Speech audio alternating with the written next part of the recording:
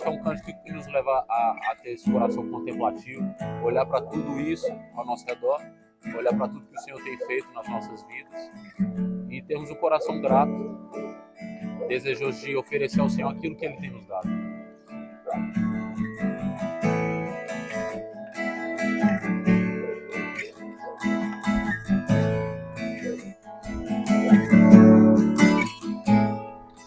Tua, Senhor, é a grandeza e o poder, a honra, a vitória e a majestade,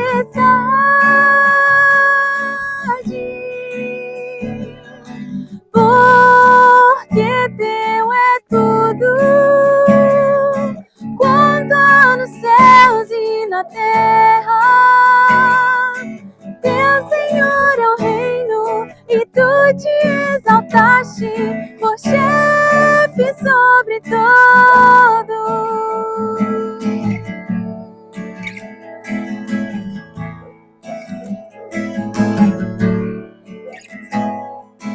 Tua, Senhor, é a grandeza e o poder, a honra, a vitória e a majestade,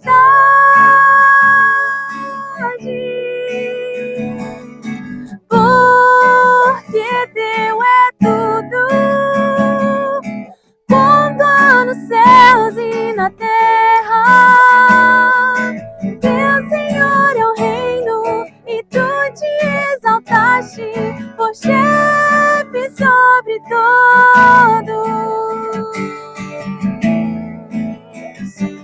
Riquezas e glórias vêm de ti, tu dominas sobre tudo. Na tua mão a força e poder, contigo está o engrandecer e a tudo dar força.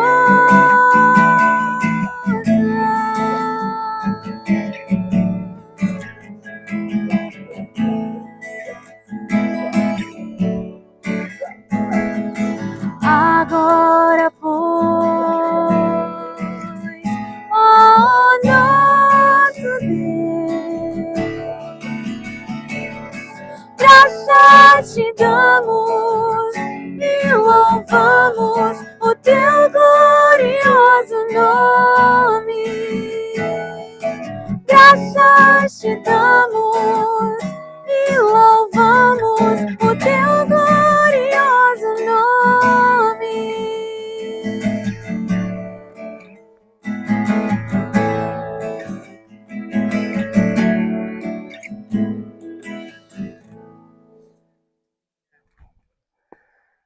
Graça e paz a todos vocês que estão nos ouvindo.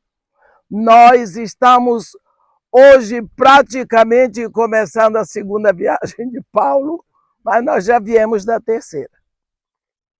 Então, porque Paulo, quando ele sai de Antioquia, da Pisídia, da Síria, trazendo com ele Silas, ele sai com um trunfo, com uma alegria e um desejo muito grande de dizer, desculpe, de provar que o ministério estava estabelecido, aprovado pela liderança de Jerusalém. Então, ele tem na mão as cartas que mostram a autoridade deles. Então, ele sai primeiro. A Bíblia diz no capítulo 16 de Atos, no versículo 4, ao passar pelas cidades, entregavam aos irmãos para que as observassem as decisões tomadas pelos apóstolos e presbíteros de Jerusalém. Assim as igrejas eram fortalecidas na fé e dia a dia aumentavam em número. Nós vemos a ordem com que as coisas são feitas no reino de Deus.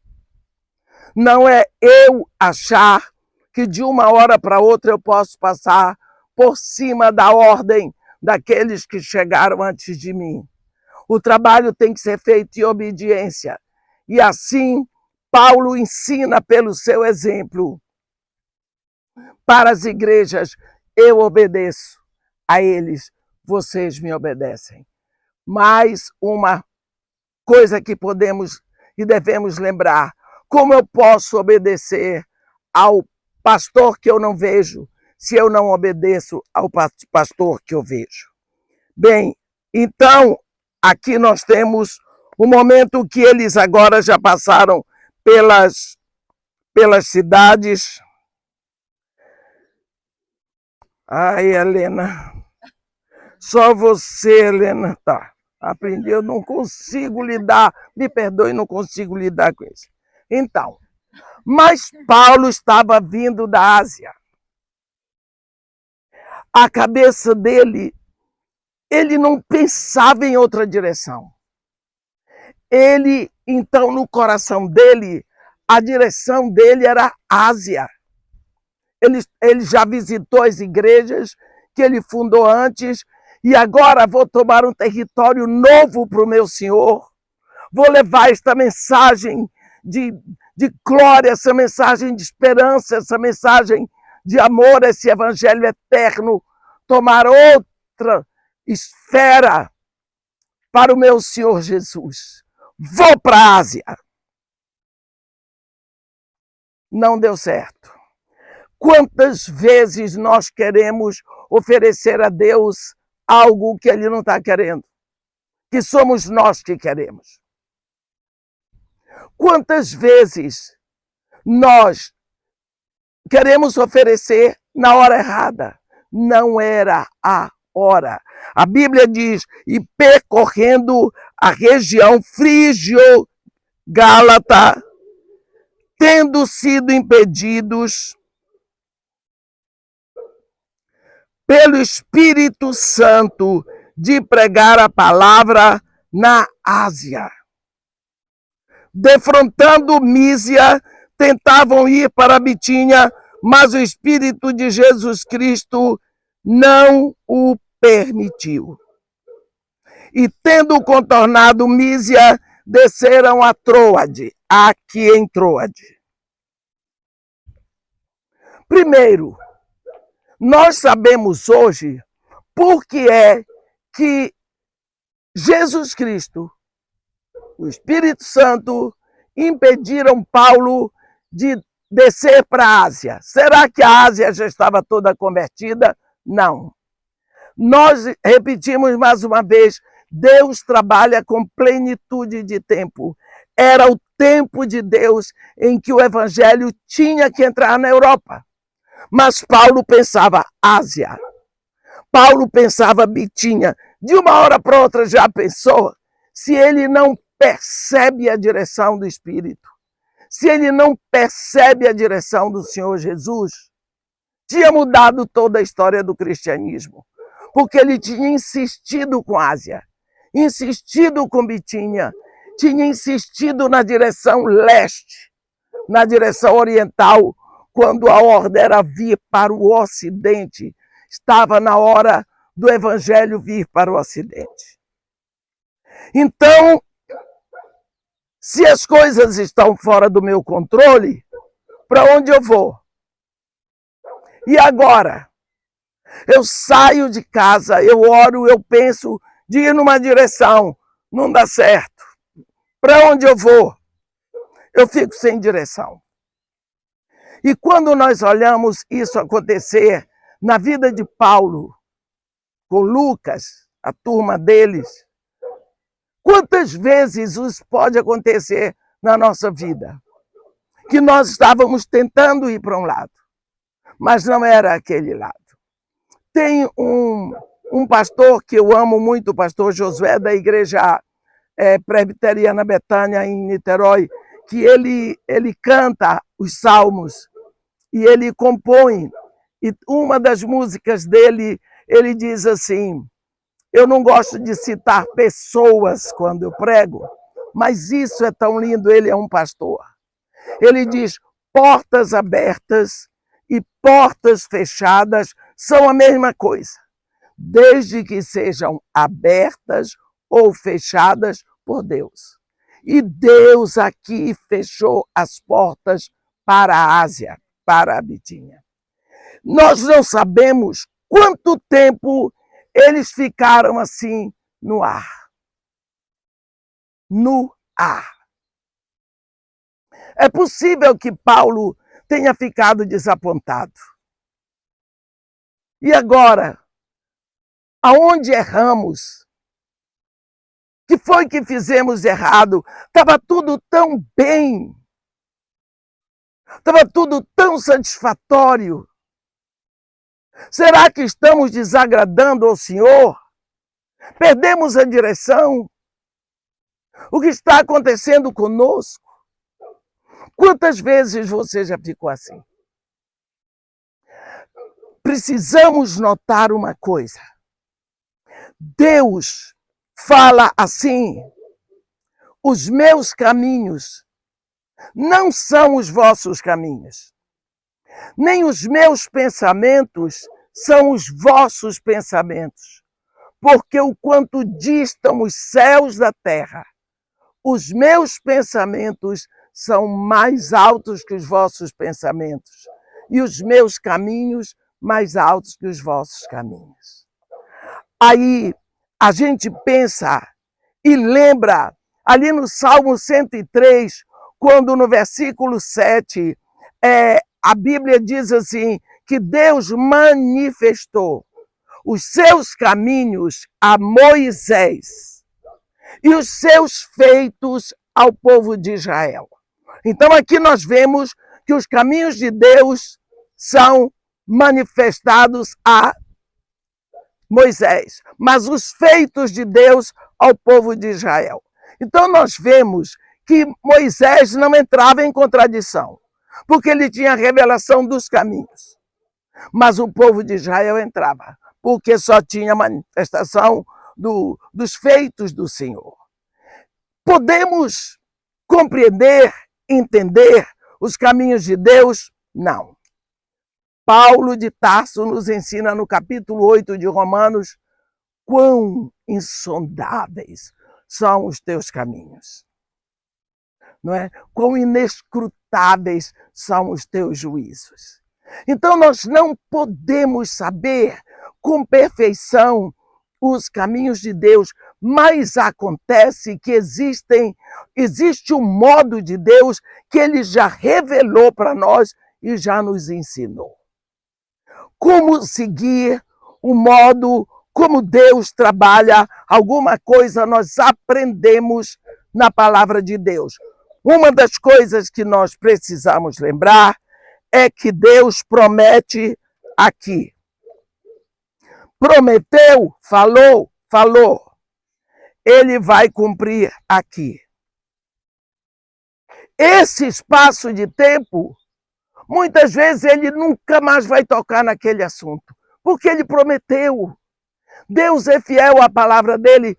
Por exemplo, quando Deus chamou Abraão, Abraão tinha 75 anos. Ele falou de uma descendência. Tanta coisa aconteceu. O pobre do Abraão até tomou como filho adotado um rapaz, Eliezer. Quando voltou do Egito, falou com Deus: um filho não me deste, o herdeiro da minha casa é o Damasceno, Eliezer. Deus disse: que isso, rapaz? Não será este o teu herdeiro. Será um filho nascido de ti. Parafraseando, eu não te disse que vou te dar uma descendência? Então pronto, está dito. Foi. Aí caiu em outra. Deitou com a escrava. Nasceu Ismael. Tudo bem. 99 anos. Deus deixou Sarai completar 90. Abraão com 99. Chegou lá. Diz assim: Abraão, de hoje um ano eu voltarei a ti, Sara, tua mulher, terá tido um filho. Em 25 anos depois. Deus prometeu aqui, prometeu aqui, ele vai cumprir, porque o tempo é dele. Esse é o modo de Deus agir. Deus prometeu, ele vai fazer. Ele está incumbido das coisas. Deus não esquece aquilo que ele começou. A Bíblia diz: aquele que em vós começou a boa obra há de completá-la para a vinda de Cristo Jesus. E quando nós vemos essa turma aqui, no meio do mar, e agora? Como é que é? Nós queríamos ir para a Ásia, mas não é a Ásia. Para Bitínia, mas não é Bitínia. E para onde que é? Ninguém sabe. Pense você, no ministério desse quilate, sem saber por onde começar, que direção tomar. Mas o Espírito Santo ainda está no comando. E quantas vezes você acha que isso não pode acontecer com você? Aí, para impressionar os outros, você começa a inventar coisas, eventos daqui, eventos dali, e tantos ventos na igreja para movimentar o povo, para não deixar cadeiras vazias, quando não é aquilo mesmo que Deus está querendo. Quantas pessoas têm enfrentado viagens para a Coreia? Porque na Coreia as igrejas crescem, o povo ora, vão para a Coreia, veem tudo, voltam, a igreja continua no mesmo lugar. Porque a igreja da Coreia é a igreja na Coreia. A igreja no Brasil é a igreja no Brasil. Então, esses homens ficaram ali, talvez desapontados. Quantas vezes você já ficou desapontado com você mesmo no trabalho que estava fazendo? É difícil, é tão difícil. É o momento em que nós somos alvejados por todo tipo de setas de dúvidas, setas até de incredulidade. Será que eu sou mesmo convertida ou oferecida? Ou será que esse ministério não é para mim, eu é que gosto, que quero fazer? Vem dúvidas. Se você pensar na vida de José, filho de Jacó, tudo que aquele rapaz passou, os irmãos dele não passaram. E quantas vezes na prisão do Egito, ou mesmo lá na casa de Potifar, ou no mercado de escravos exposto para ser vendido, ele pensava: não, aquele sonho não foi de Deus. Porque meus irmãos estão lá com meu pai, com a família. Eu estou aqui sozinha, numa terra estranha, numa língua estranha. Só eu? Por que só eu? Então sou eu que estou errado. Quantas vezes aquele rapaz foi alvejado por dores? Mas Deus estava no comando.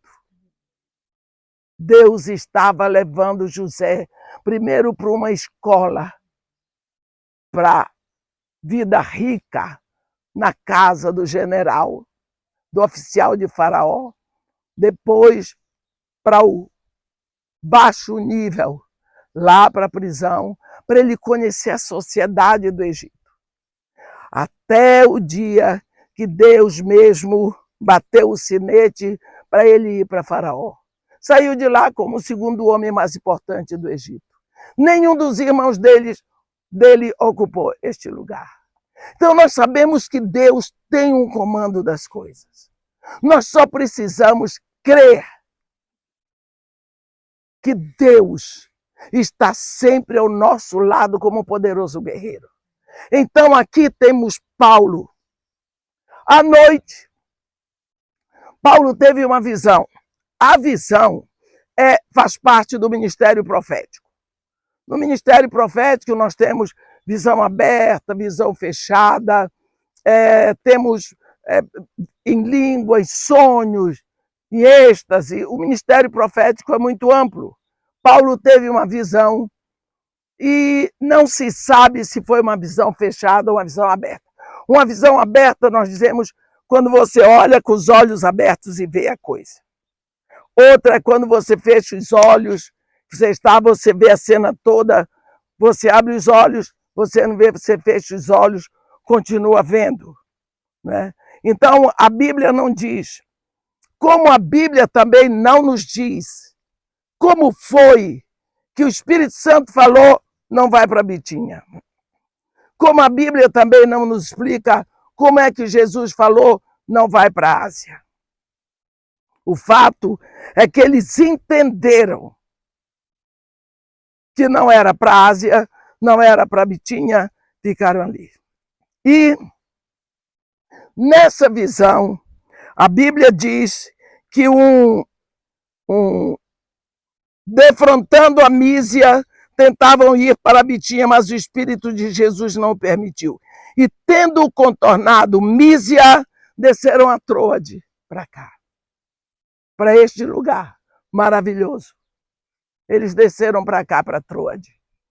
À noite, sobreveio a Paulo uma visão, na qual um varão macedônio estava em pé e lhe rogava, não pedia não, rogava, dizendo, passa à Macedônia e ajuda-nos.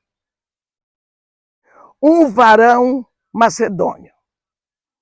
Existem tantas vezes na nossa vida manifestação de anjos. Quantas pessoas têm tido visão de anjos? Então aqui nós temos um anjo que se veste de macedônio. Existe uma turma aí que diz que esse varão macedônio não era um anjo. Era o próprio Lucas, porque o Lucas era macedônio. Mas eu não acredito, porque a Bíblia diz, passa na Macedônia e ajuda-nos. Então Paulo entendeu que era para ele ir para a Macedônia. Ora, por que ele diz ajuda-nos? O que estava acontecendo na Macedônia que precisava da ajuda do missionário cristão? Nós sabemos que lá, em Filipos, não havia uma sinagoga. Nós vamos falar isso melhor quando entrarmos em Filipos, eu acho que é amanhã, não é? Porque para ver uma sinagoga precisa ver 10 homens prontos. Mas os judeus se reuniam do lado de fora da cidade, à beira do rio, e lá havia umas mulheres que iam. Entre elas, uma mulher piedosa. A Bíblia só diz que havia um lugar de oração. O povo ali orava, mas a oração deles é uma reza. Porque desde que Jesus Cristo veio, Deus determinou que para chegar ao seu trono tem que vir através de Jesus. Então eles oravam, mas a oração deles não ia na presença de Deus. Deus ouvia sim, Deus ouve tudo. Deus ouve até a macumba. Deus ouve tudo. Mas a oração deles ficava batendo, batendo, batendo. Então, esse anjo que apareceu para Paulo na visão, assim como o anjo que apareceu no capítulo 10 para Cornélio, podia ter pregado o evangelho na turma de Cornélio. Mas não pregou. Manda a Jope chamar Simão por sobrenome Pedro. Por quê? Porque o evangelho não foi entregue aos anjos. O evangelho foi entregue a nós, aos homens. Somos nós que temos a autoridade para levar a mensagem do evangelho na terra. Então ele entendeu que era para ir para lá, para a Macedônia. Assim que ele teve a visão, imediatamente procuramos, nós vemos que Lucas está com Paulo, partir para aquele destino, concluindo que Deus nos havia chamado para lhes anunciar o evangelho. Então, é assim que o evangelho vai entrar na Europa. É depois de um momento em que eles tiveram que pensar, parar, porque de uma hora para outra, parece que o comando da direção já não estava mais com o Espírito, estava com Paulo. Agora eu quero fazer isso, agora eu quero fazer aquilo, agora eu vou para cá. Não. Você tem parado para ouvir a direção do Espírito na sua vida? Ou a sua vida ministerial se tornou uma rotina que você senta e coloca como se o seu campo missionário fosse uma empresa. E de uma hora para outra, você vai botando o Espírito Santo de lado. Você vai abandonando. Você não precisa mais ouvir a voz do Espírito. Você não precisa mais gastar tempo com Deus e a sua palavra. Você não precisa mais buscar a orientação do Espírito Santo, porque você já sabe. Muitas vezes, nós precisamos parar no meio do mar. Porque Paulo já tinha feito a primeira viagem. Ele já estava na segunda, ele já tinha decidido, vou passar nas igrejas, vou entregar, levar a carta que veio de Jerusalém, eu vou fazer, eu vou acontecer, eu vou. E agora, concluí isso aí, agora eu vou para a Ásia. O Espírito Santo disse, negativo. Então eu vou para Bitínia, o Espírito de Jesus Cristo, negativo. Então eu tenho que esperar a direção.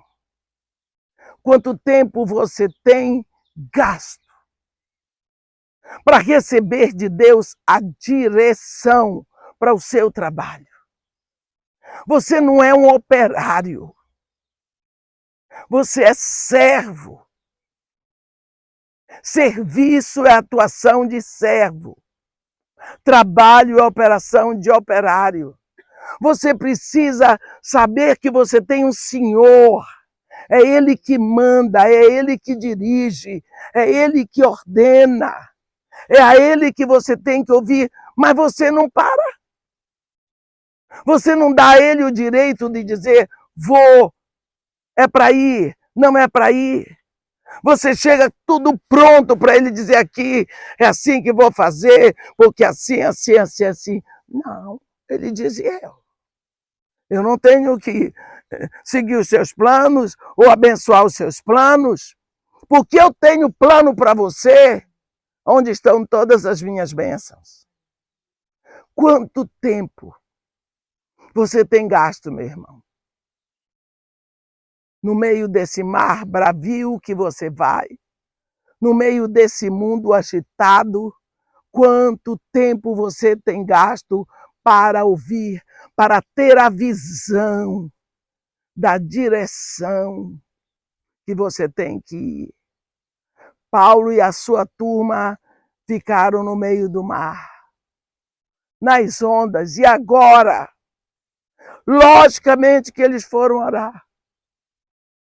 Eles foram buscar de Deus, era necessário. Ele teve a visão e ele teve, então, olha o que a Bíblia diz. Teve uma visão do varão macedônico e assim que teve a visão, imediatamente procuramos partir para aquele destino, concluindo pela visão que Deus nos havia chamado para lhes anunciar o evangelho ali.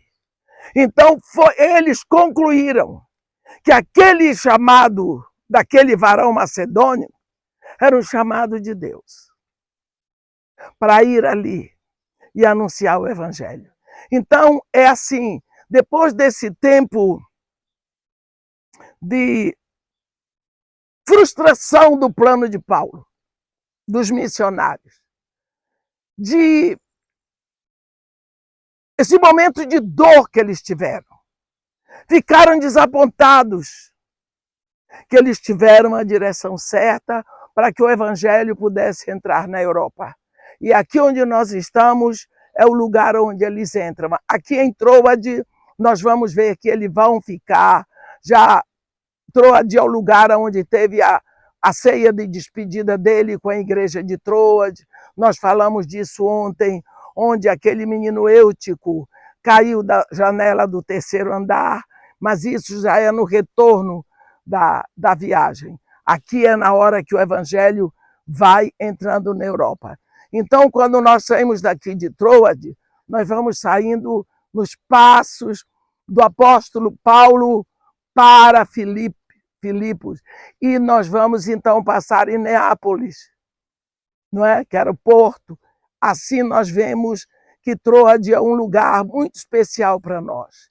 É um momento nas nossas vidas em que nós precisamos parar para ouvir a direção de Deus. Isso não é só no ministério, na igreja, na nossa vida familiar, que vamos fazer com os nossos filhos. Às vezes estamos exagerando, apertando demais, ou soltando demais, ou muito nervosos, não dando a eles o espaço para eles serem eles mesmos. Então é momento em que nós precisamos pensar, porque Deus sempre tem uma direção. Pode ser que você esteja andado no caminho que você escolheu já há muito tempo, está certinho, está pronto, é por aqui que eu tenho que ir, mas Deus tem um momento de levar você numa direção nova, dele, não aquela que você pensou, mas aquela dele. Nunca se esqueça que Deus tem os seus próprios caminhos. E ele não vai mudar o caminho dele por causa de ninguém, porque o caminho de Deus é perfeito. A palavra de Deus é fiel. Amém? Que Deus nos abençoe e nos guarde. A Ele a glória.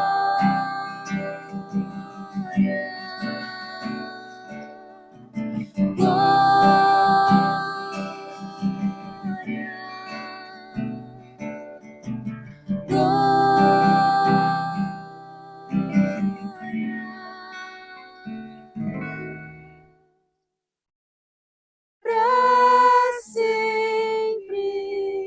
Amém.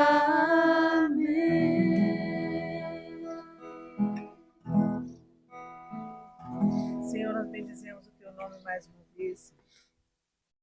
Agradecemos o Senhor porque nenhum dos teus planos pode ser frustrado. Amém. Porque a sua vontade é boa, perfeita e agradável. Às vezes tentamos caminhar numa direção que não é aquela direção que o Senhor tem para nós. Quantas frustrações encontramos, quantas decepções, e quanta dor nos é acrescentada quando nós não discernimos a tua vontade e preferimos a nossa. Pai, em nome de Jesus, nos ajude. Nós temos clamado ao Senhor nessa viagem para andarmos nos teus caminhos, porque os teus caminhos não são isentos de problemas, de oposição ou de dores, mas o teu caminho é mais elevado que o nosso. E o teu caminho vai nos levar ao cumprimento do teu propósito. O nosso, Senhor, faz-nos caminhar em círculos no deserto por 40 anos. Nos perdoe e nos ajude, Senhor. Coloque os nossos passos no caminho que o Senhor traçou para nós. Amém. Nos livre da obstinação do nosso próprio coração. Nos livre, Senhor, de confiarmos mais na nossa própria opinião. Nos livre, Senhor, e nos guie nos teus caminhos. Toma-nos pelas mãos e nos guie em teus caminhos, nos ensinando a fazer a tua vontade. Em nome de Jesus.